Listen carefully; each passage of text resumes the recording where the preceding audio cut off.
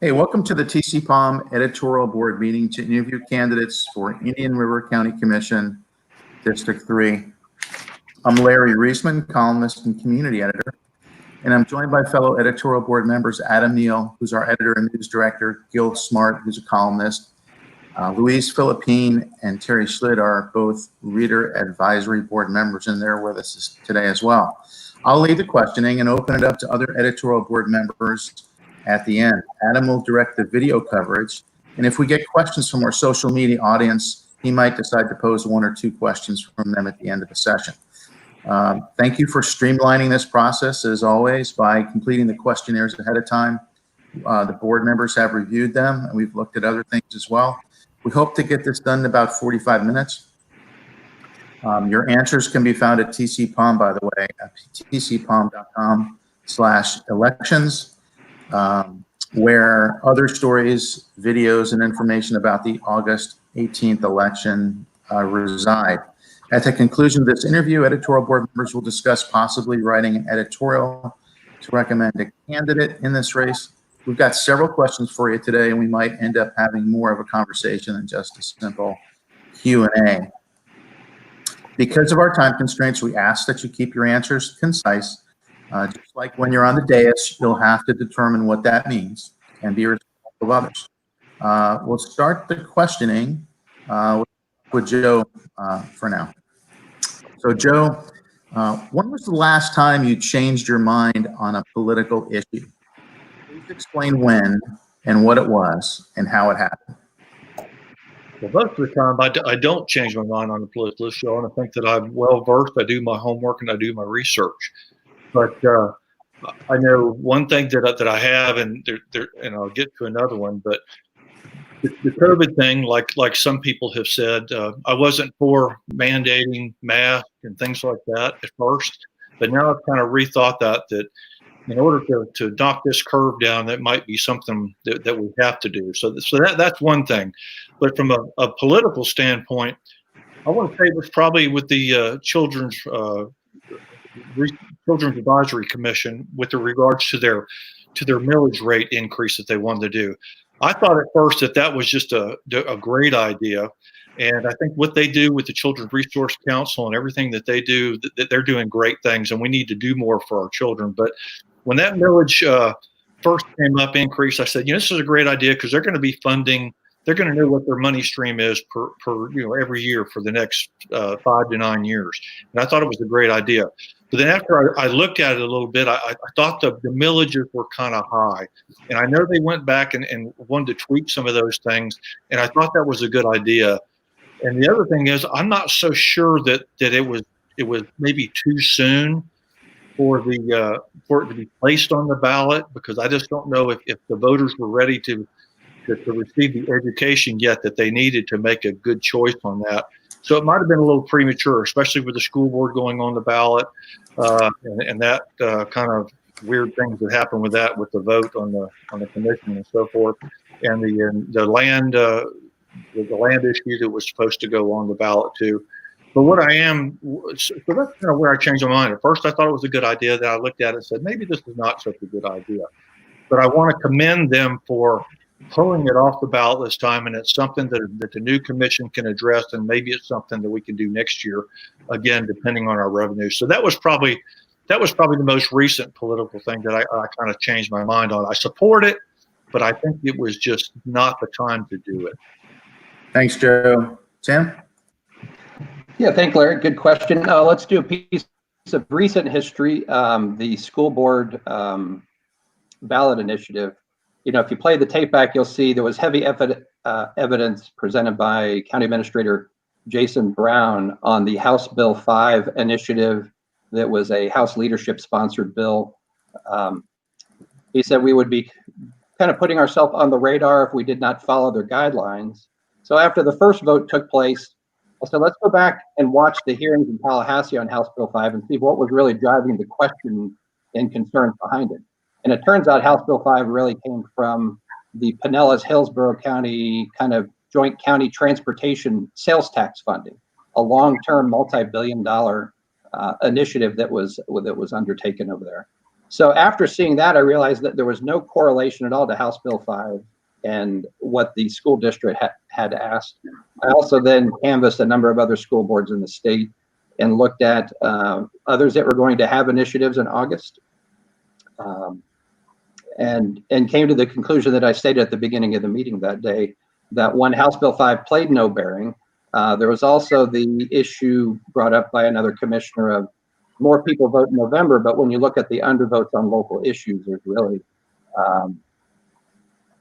there's a lot of people that vote the top of the ticket and then skip the rest, you know, in the tens of thousands that don't vote.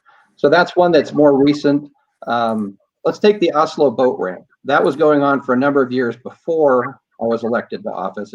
I don't know what its originating year was, but it goes back many years. Originally had voted in favor of it. Then at the urging of a number of local fishing guides, marine biologists, they said, come down, let's show you something about the Oslo boat ramp that you don't know, that you might find helpful in making your decision when this vote comes up next. So after seeing some of the other items from Dr. Gilmore and a few of the other folks that were on the tour that day, you know, they brought to light some things that I had not taken into consideration. These are the guys that have, in some cases, have been researching the fish species in those areas for decades and decades. So after learning the new information, it's, to me, I feel it's being prudent and being a good leader. You've got new information. There's another vote coming up, and you state the new information and you change your vote. To me, it's not a shameful act. If somebody doesn't change their way of thinking when new evidence is presented, to me, you're not doing the taxpayers a good job. Can you know, looking at the House Bill 5 issue was about a 20+ hour undertaking, listening to hearing after hearing after hearing. So, you know, we put a lot of time in before each of the agenda items, before the commission meeting. You can't go into typically that depth on every item that's on your agenda. But when new evidence is presented, I think you have to give it serious consideration, and you know, make the appropriate choice. Thanks, Tim. Larry. Okay. Next question is for Tim. Okay. Thinking about the mold issues, the PTSD issues, the Brian Burkeen issues, can you assess the county's oversight of its fire rescue division the past several years? What has been the problem and how would you solve it? What is the problem? Well, we got a couple different pieces here on the mold issue. We have two places that Station 7 was relocated off of 90th Avenue into a kind of long-term temporary facility. We're currently looking at a new location for that. Then that property was surplused and then has been sold.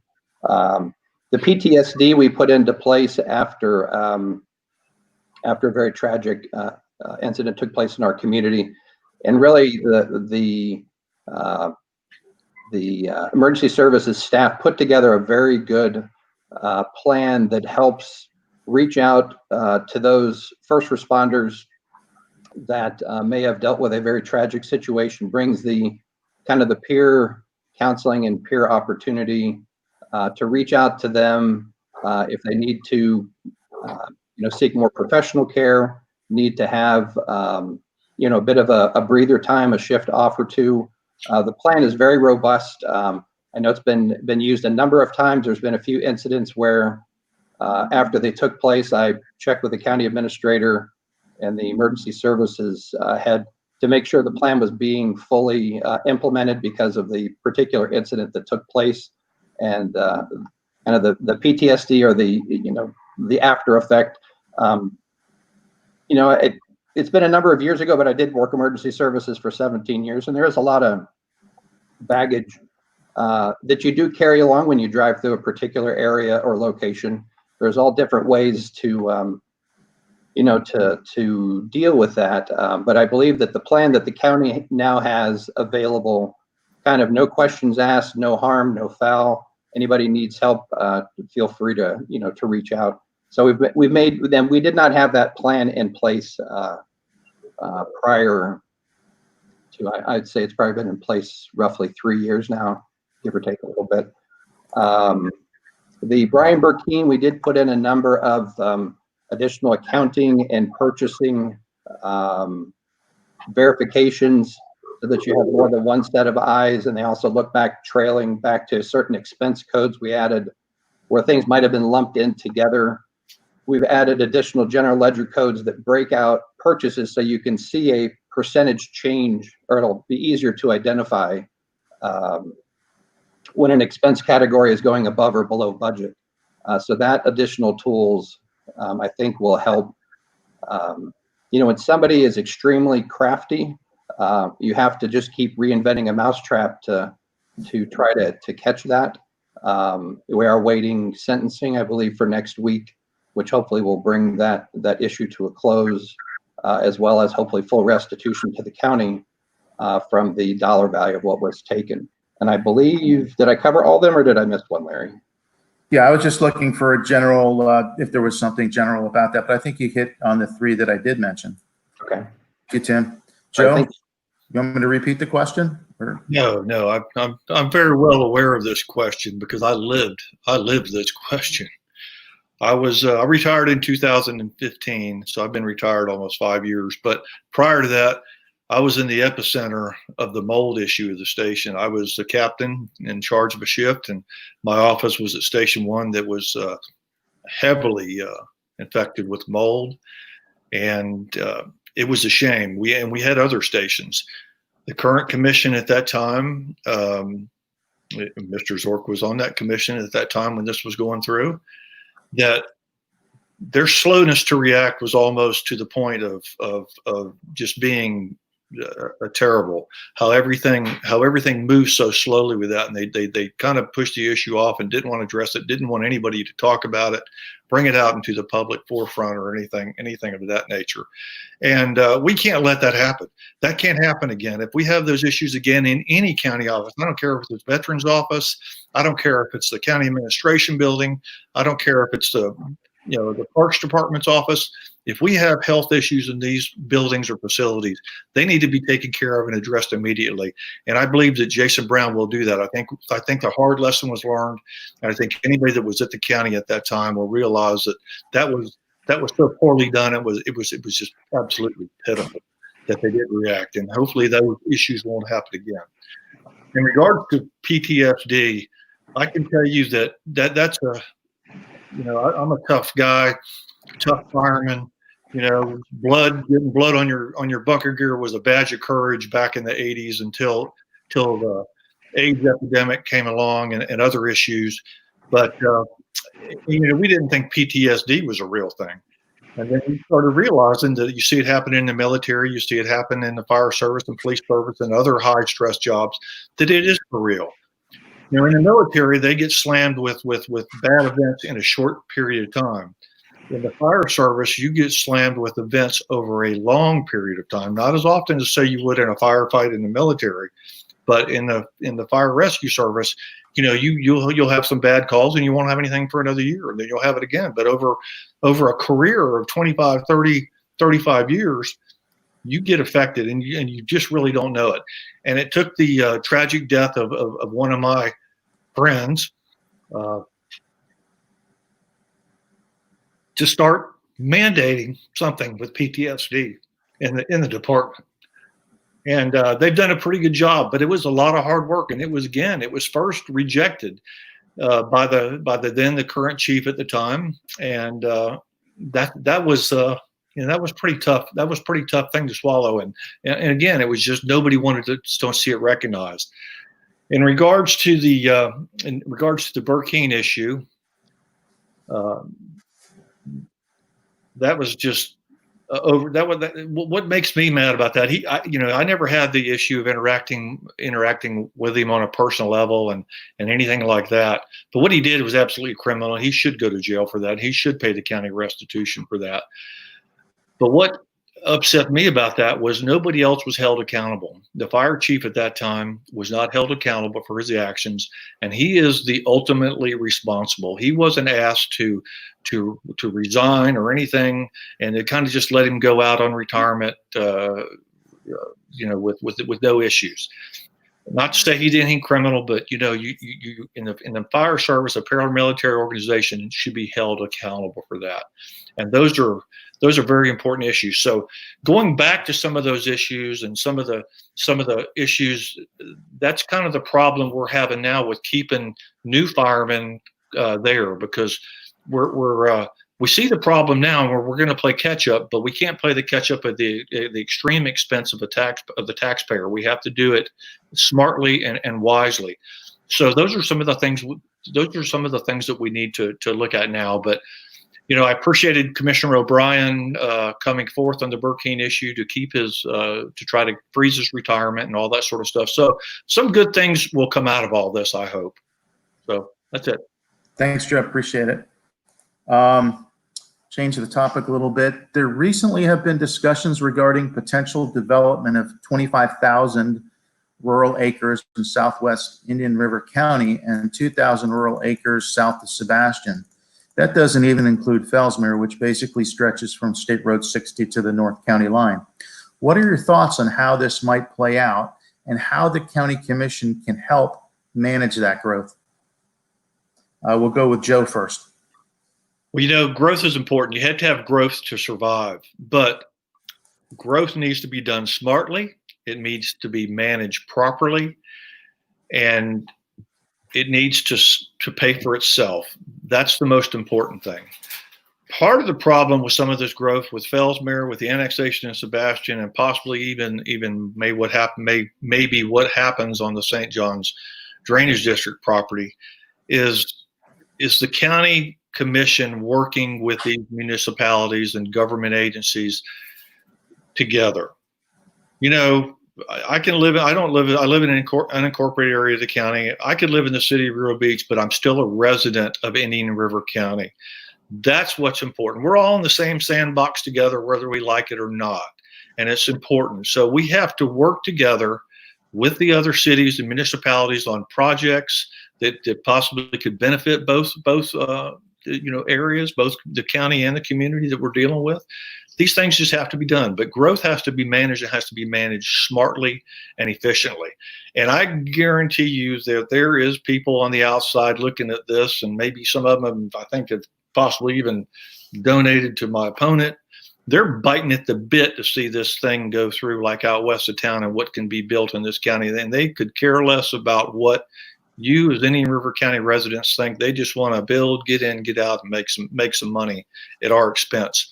But I'm for growth. It just needs to be smart and needs to be managed properly. Thanks, Joe. Tim? Yeah, a couple of things. I'll just do one quick response, reminding that Joe that 50% of his contributions come from the union side that he says he's not a part of anymore. But back to your question on the growth side. So University of Florida, the Beaver Report puts out your population statistic numbers. And sometimes you might look at them and think they're high or that they're low, but when you look at trends over the decades, they're pretty darn right on the mark. That shows us growing at about a 2.8, 3.1% growth rate. The folks that have the 25,000 acres out west in Florida, you can do it's under the Newtown provision. If you have a piece of property that large, you're allowed. And I don't have any donors, just to be clear, so clear up Joe's confusion there. I have no donors that I know of that have any involvement with those holdings. In Sebastian, obviously, the key to everything is you can annex and propose something, but we have a county-wide water sewer system. And if you don't have, through our franchise agreements and interlocal agreements, you can propose to do whatever you want, but if you don't have water and sewer, it really limits your ability to effectively do anything. To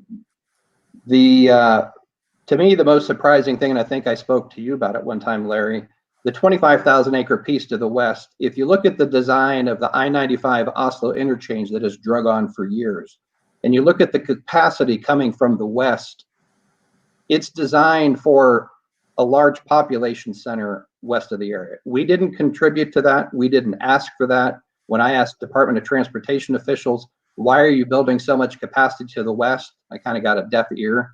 They wouldn't answer. But clearly, if you look at the plan that's going forward to build the Oslo interchange, somebody other than us, other than the county, was had Department of Transportation's ear to make it a mega interchange to handle that capacity. So somebody's been very slow and methodical in moving that forward. And obviously, if the state government builds the interchange, then that's something they don't have to pay for. So I find that very, very unfortunate. The city of Sebastian, I believe the judge kind of told them that they did not follow the rules. That I think will continue moving through the courts, and there'll be a lot more public participation on that. I think in the city of Fellsmere, they've done a great job under the former city manager who was there, Jason Nunemaker, for quite some time. Did a great job. If you look at the provisions built into the Corrigan annexation, there's many, many more safeguards that really needed to be put into the Sebastian plan, in my opinion. Everything from green space dedication, roadways, cooperative agreements on water and sewer. It was a much more thought out, much more balanced approach. And I believe when you start off and the applicant gives up half of their land to public preservation, that's a good place to start. And they have a good plan. It may be decades before it's ever built, but it has a good framework for them to build off of going forward. So that's all I have, Larry. Thank you. Sounds good. Any rebuttal there, Joe? Are you good? I'm sorry, Larry. Do you have any rebuttal to any of that, or are you good? Yeah, no. Like I said, growth has to pay for itself. But the statement about 50% of my donors is fire is strictly false. But I'm not going to shy away from that. I'm damn proud of my 35 years there. And if they believe enough to me to give me their $5 and $10 and $20 donations that I've received, and even if you pack funds from other fire departments, say in Palm Beach County, and others have donated, they're not the type of people that are going to come up here and want to build houses and slam our infrastructure. They're just doing it because it's a brotherhood, and I'm proud of that. So that's about all I got to say to that. Thanks, Joe. Let's go into something a little bit different here. I'm going to channel my best Jim Kramer here, and let's go to the lightning round. So I'm just looking for a couple of words here. No explanation, but just a couple of words. Is yes or no on this first question. I have the opportunity to do this. Joe doesn't. But if you're sitting on the commission, yes or no, are you going to vote in the next few weeks here to require masks for everybody that's an indoor public setting where the public is facing each other, such as supermarkets, such as restaurants, such as department stores, things like that, a mandatory mask law? Yes or no? We'll start with me. Yes or no, start with Tim. Yes. Yes. Joe? Yeah. That was Joe. Yes, I'm sorry. I thought you said me, Larry. I'm sorry if I took Tim's spot. Oh, that's okay. Tim? Same, yes. Okay, sounds good. Second question. We'll go with Joe first. Thank you. Just please grade the effectiveness of the county commission. No explanation needed. Just a letter grade, A through F. One more time, Larry, on that question. For some reason, I have a hard time hearing you. Every now and then, you're cutting out a little bit. Okay. Please grade the effectiveness of the county commission. Give it a grade, please, A through F. And why don't you give us a one-sentence explanation of why? One sentence. I'm going to grade the county commission as a B for 4 of the commissioners. One of the commissioners is not. They're at 80% right now. Okay, thank you. Tim? That wasn't the question, I don't believe. Larry asked him for an A through F. I would give us an A minus. We're not all supposed to be yes people and agree on every issue all the time. If that was the case, you wouldn't need 5 members of the commission. You just need a county administrator. So I'd say A minus, and I don't expect us always to agree. Thank you. Okay, and then I guess we'll start with Tim on this one. Will you agree to fund body cameras, yes or no? Yes. Joe? Yes. Okay, so we'll start with Joe on this next question.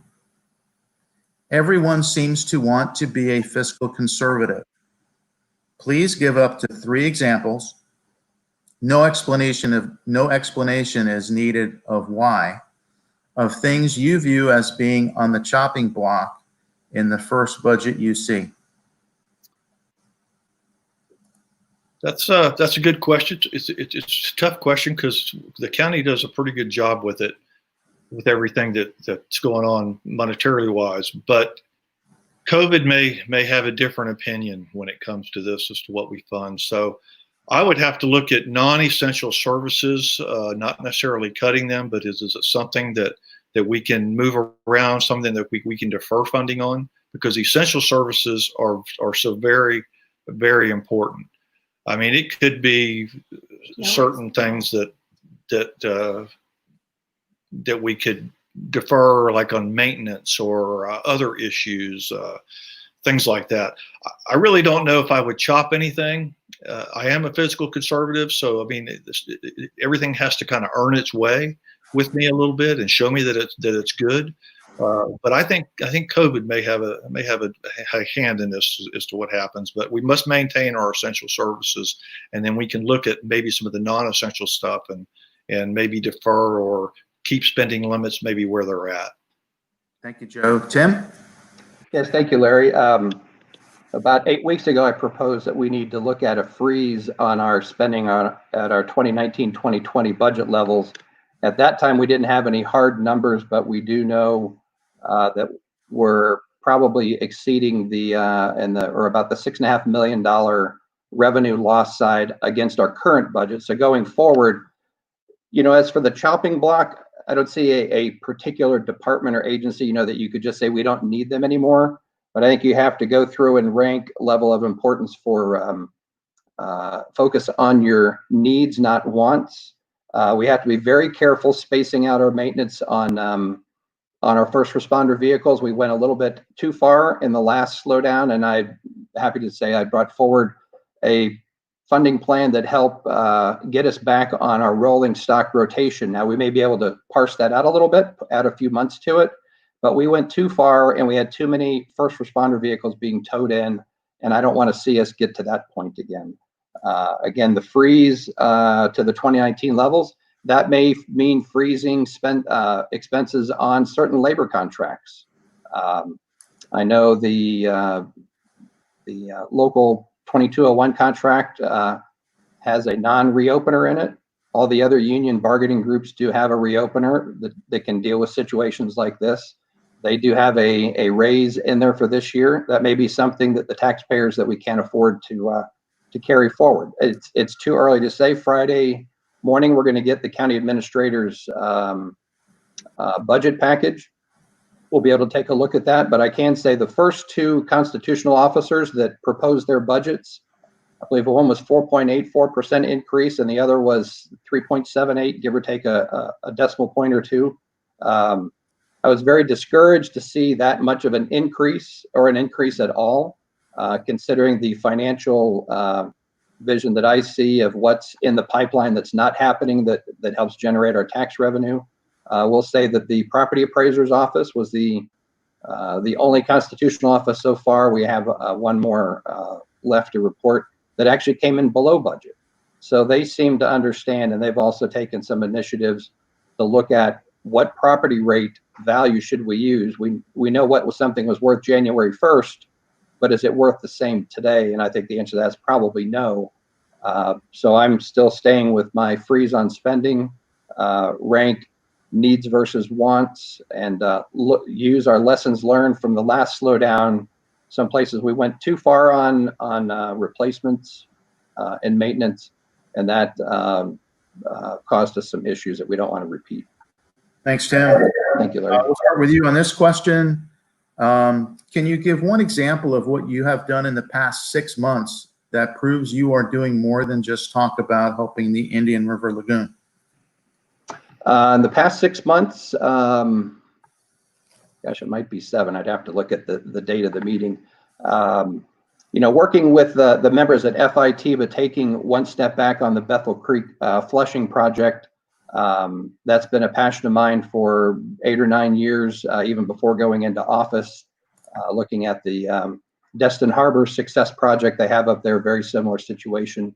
I took the initiative to work with Representative Altman. He put the funding request in the budget. He also made sure that the funding request included Brevard and Indian River, which made any site locations for a flushing study to be eligible here in the Indian River County area.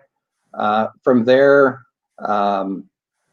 obtain letters of support from the County Commission, City of Vero Beach, Town of Indian River Shores, City of Sebastian, went and met with those officials, appeared at each of their board meetings, presented those to the FIT officials, and then we were then awarded that Bethel Creek would be a site of consideration, which I was very happy about that. We are looking at bringing forward here in the next few weeks. FIT is going to be coming to make a presentation of what they see as the success that a flushing study or that a flushing project would bring to that area of the lagoon.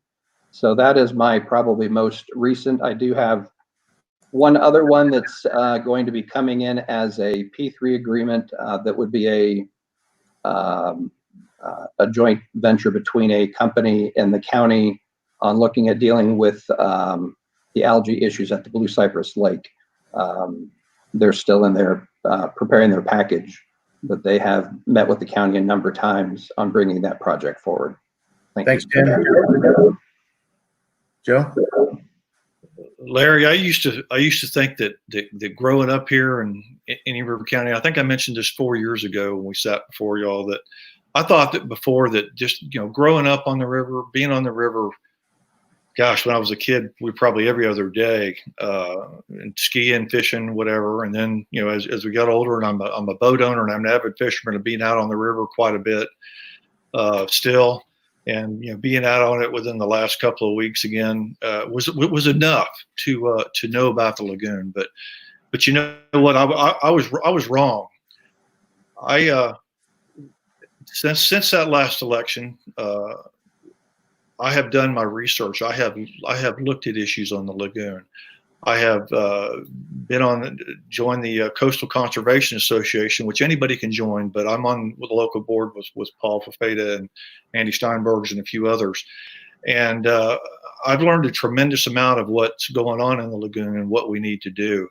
And not only helping the CCA with their fundraising, but also with the oyster bed projects and trash pickup and all that sort of stuff. That's been a real integral part of my life over the last 4 years, and doing other stuff and still spending time out on the river with family or friends fishing.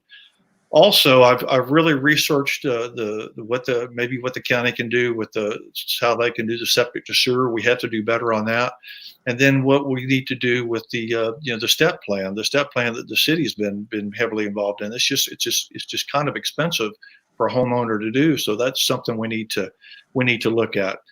So my love for the river is deep, and I'll do anything I can. I think it's a quality that we need, and about all our water.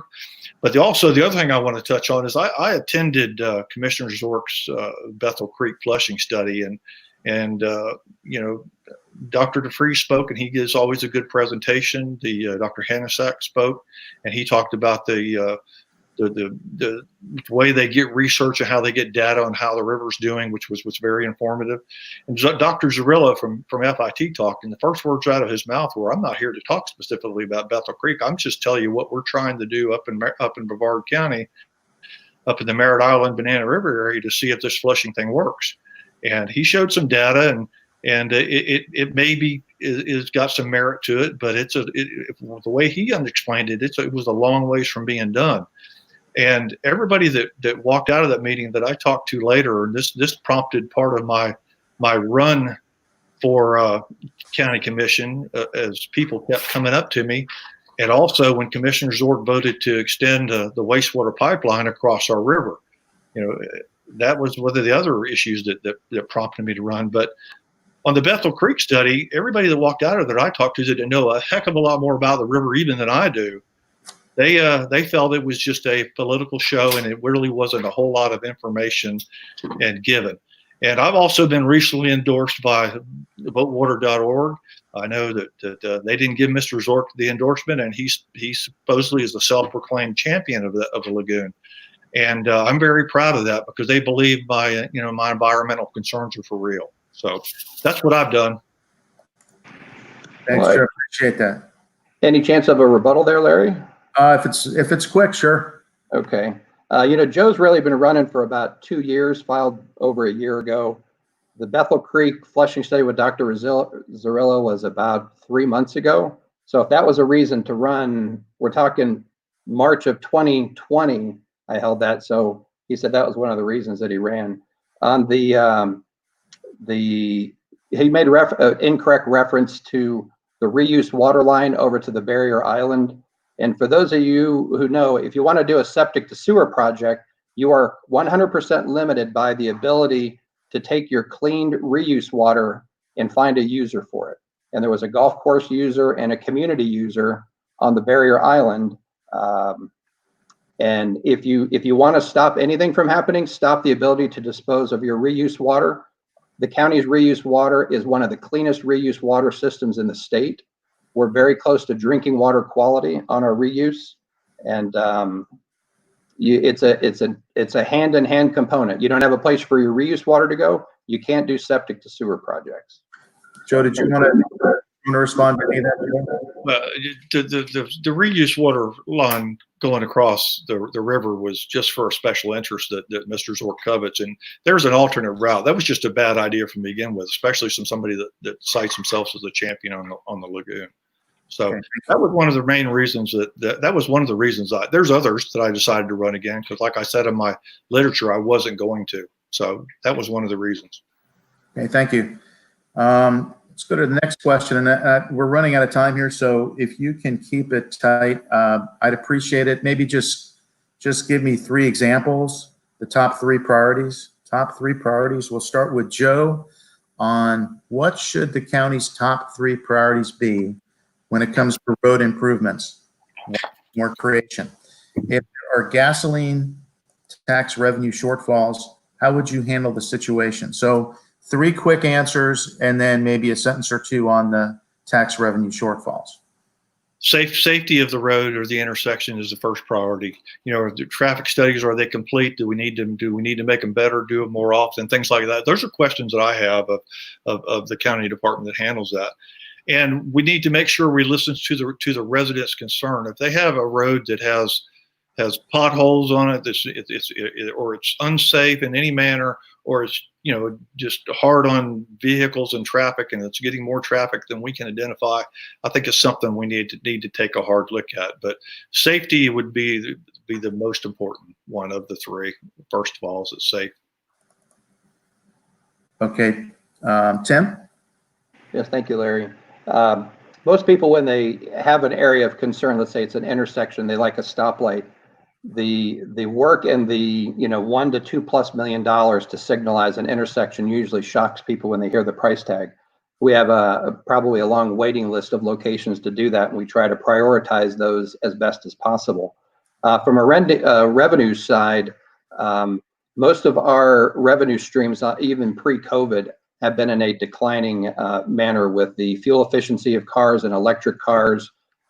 Your gas tax revenue has been a declining, a declining budget contributor, and without any other means to have a new revenue source for that.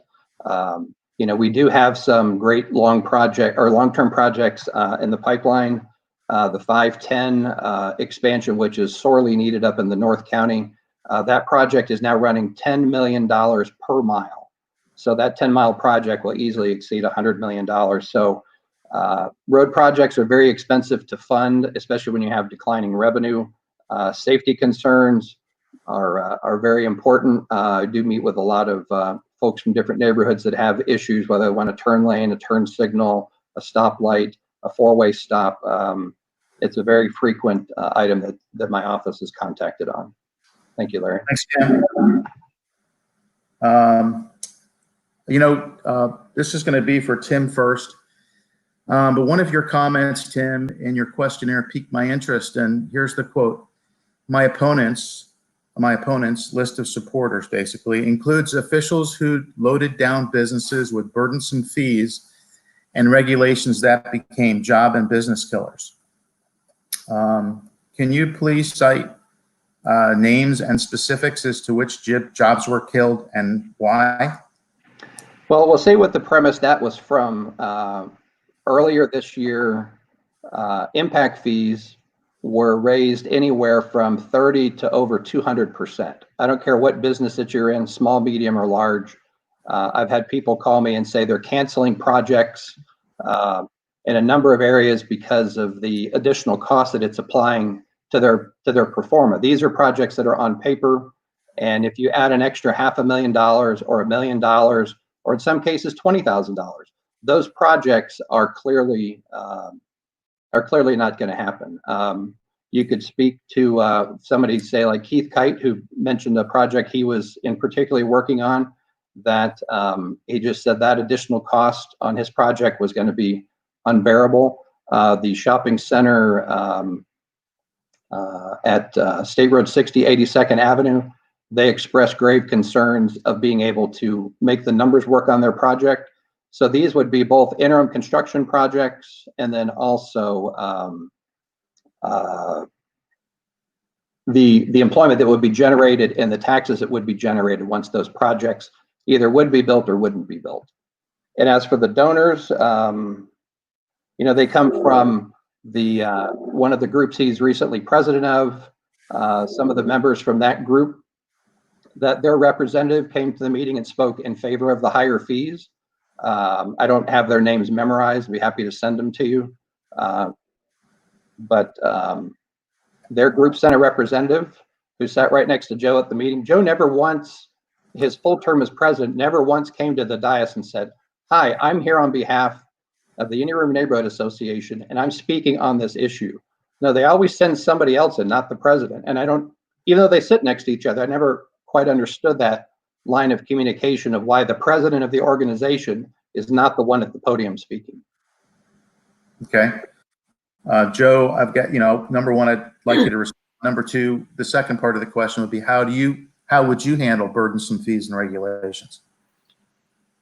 Well, I think we need to look at, are these fees burdensome? On the impact fees that got passed, there was a lot of people that did a lot of hard work. The commissioners voted for it. Mr. Zork voted against it because he has a vested interest in that with his builder buddies and things like that.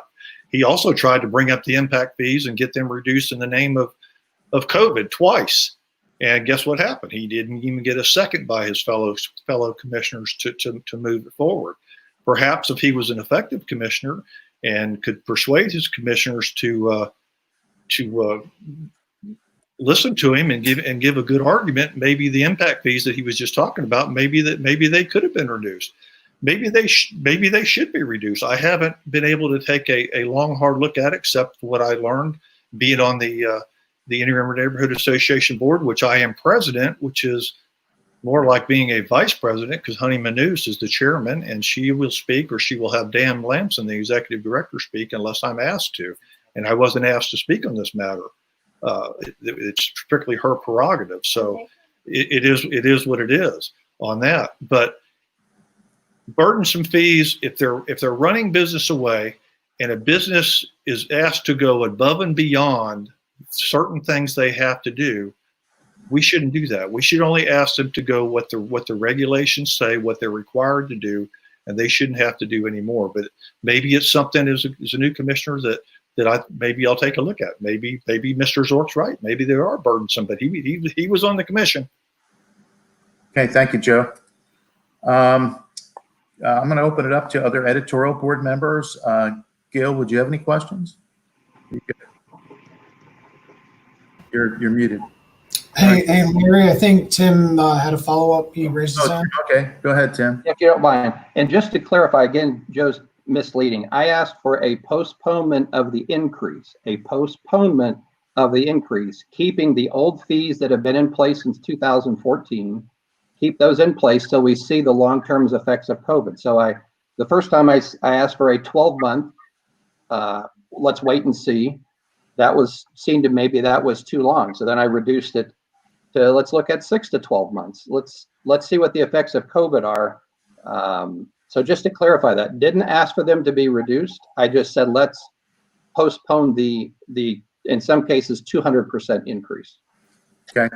I'll send you that list of the increases so you'll have it. Thank you, Tim. Gil, did you have any questions? I don't, Larry. I think you've covered most of the ground that I would have covered. So, Thank you. Adam, you good? Yep, I'm good. Thanks, Larry. Louise? Louise? She's muted. I'm muted. I'm fine, thanks. Okay, good deal. Terry? no, I think they covered everything. I Well, I appreciate appreciate it. We're at about 45 minutes, so looks like Joe is first up. If there's something that we missed, or if you'd like to summarize at the end, we'll give you an opportunity. No, I'd just like to say I'm ready for this job. I'm ready to bring it back to the people. The District 3 seat is the people's seat, and it's time to move on. I'm a term limit kind of guy too. Mr. Zork has done his 8 years. It's time to move on. It's time for some new, fresh ideas, and it's time to make things happen. I have been endorsed by 5 former commissioners: Fran Adams, Tom Blauther, Art Newberger, Bruce Stambridge, Gary Wheeler, Sheriff Dobeck, Sheriff Wheeler again, and one I'm proud of, former County Administrator Joe Baird has even given his endorsement my way. I've been endorsed by the firefighters, the Teamsters, even the Indian River Deputies Association for my stance on public safety. And I've also been endorsed recently by the Realtors Association of Indian River County, which is a very important endorsement in my book. And I appreciate that. So it's just time to move on. I want to tell everybody that it's an open primary, Democrat, Republican, MPA, you can vote, because, you know, things like the river and things like the roads that we have and other issues in the county, it's not whether you're Democrat or Republican. It's about whether you're a citizen of Indian River County and you have a say. So everybody get out and vote. That's the greatest power we have. And thanks, Larry and TCPalm, for doing this. I really appreciate it. Thank you, Joe. Tim? Yeah, thank you, Larry, and members of the TCPalm group here today.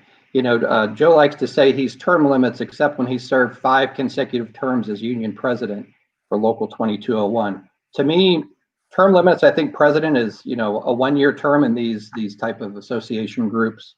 You know, I have, you can go to my website and see who my local endorsements are.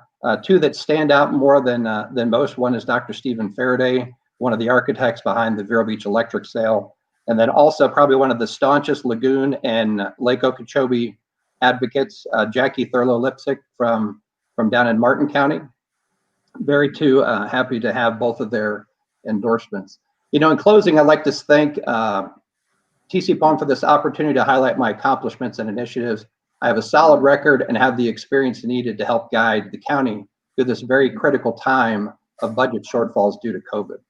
I will continue to protect our quality of life, families, and our precious lagoon. As a local business owner for over 40 years, I'm fully committed to economic development, job creation, and finding meaningful solutions for affordable housing and workforce housing and senior housing. Also, in protecting Indian River County, I always have and will continue to support law enforcement and will never, never vote to defund them. I ask for your vote on August the 18th because I'm the most qualified candidate in District 3. To learn more about my endorsements and my campaign, please visit my website, timzork2020, that's TIMZORC 2020.com. And thank you all residents of Indian River County for spending time with us today. Thank you. And I just have one clarification from Mr. Ehrman, who commented in the chat that he said he was president only once of the union, and that was in 1988. So that's what he said. Tim, you want to unmute Tim for a second there? What was it, Tim? Oh, I'll send you a copy of the SunBiz corporate records for the association listing Mr. Ehrman as P for 5 consecutive years, and I'll send those to you. Okay, Joe. Larry, you want me to explain that? You may explain that real quick. Yes, please. There's the Indian River County Firefighter Association Local 2201, and then there's the Vero Beach Firefighter Association, which is the charitable arm. I was only president of the union in 1988. I served as secretary treasurer prior to that. And then in 2007, 2008, I served as first vice president in charge of political affairs. I was only president of the union once.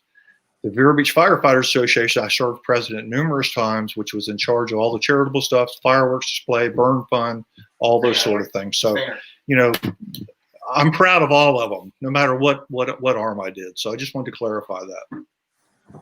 I appreciate that, Joe. And I want to thank you both for coming on today and helping us make decisions. And thank you for running. It's a big investment to take your time and put yourself out there and run in the community to serve it. So we appreciate that. And, you know, keep checking back at tcpalm.com/elections to learn more about the August 18th primary. Thank you.